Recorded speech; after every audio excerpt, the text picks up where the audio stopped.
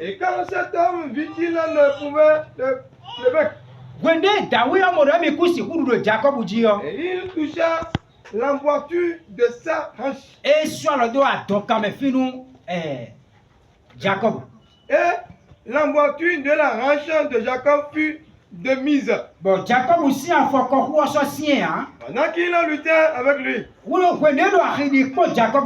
Et cet homme lui dit, laisse-moi aller. Quand l'auront est levé. Mais il dit, je ne te laisserai point aller. Que tu ne m'aies béni. Et il lui dit, quel est ton nom? Et il répondit, Jacob. Alors il dit, ton nom ne sera plus appelé Jacob, mais Israël. Car tel un prince, tu as du pouvoir avec Dieu et avec les hommes et a prévalu. Et Jacob l'interrogea et dit, apprends-moi ton nom, je te prie. Et il répondit, et pourquoi demandes-tu mon nom? Et il le bénit là. Et Jacob nomma le lieu Péniel. Et quand dit-il là, j'ai vu Dieu par sa face. Amen.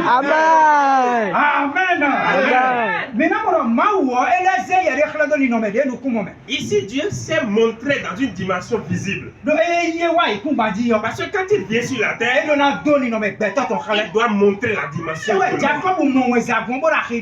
Jacob a vu l'ange et il a lutté avec l'ange.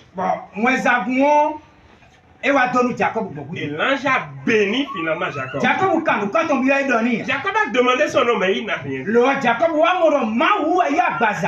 Jacob s'est rendu compte que c'est Dieu qui s'est fait chair. Amen.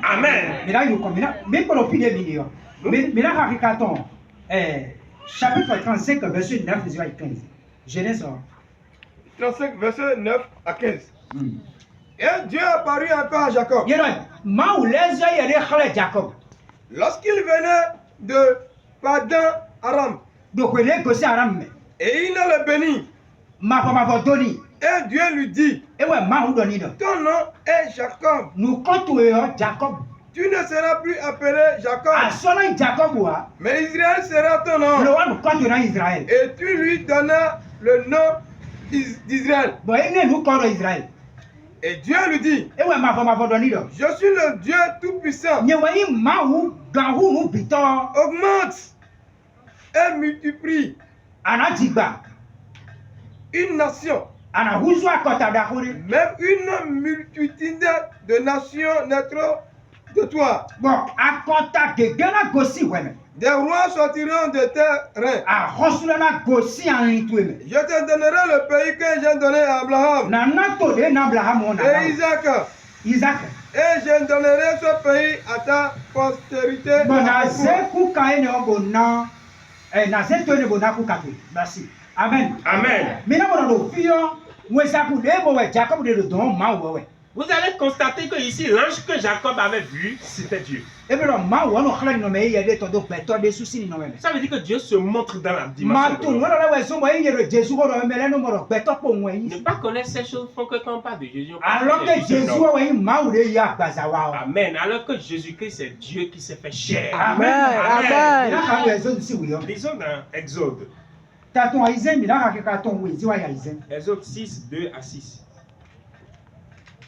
Exode 6, 2 à 6.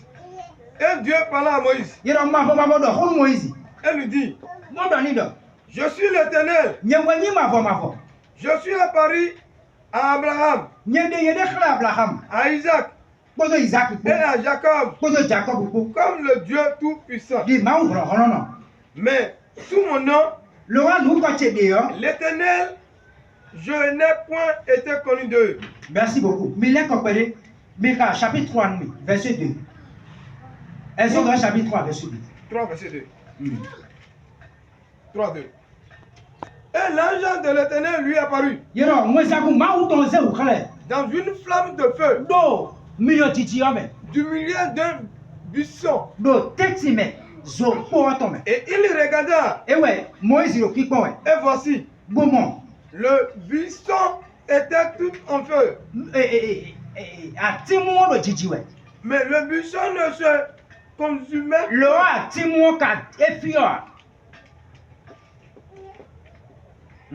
Alors Moïse dit, je me détournerai et je verrai cette grande vision. Et pourquoi le buisson ne se consume pas?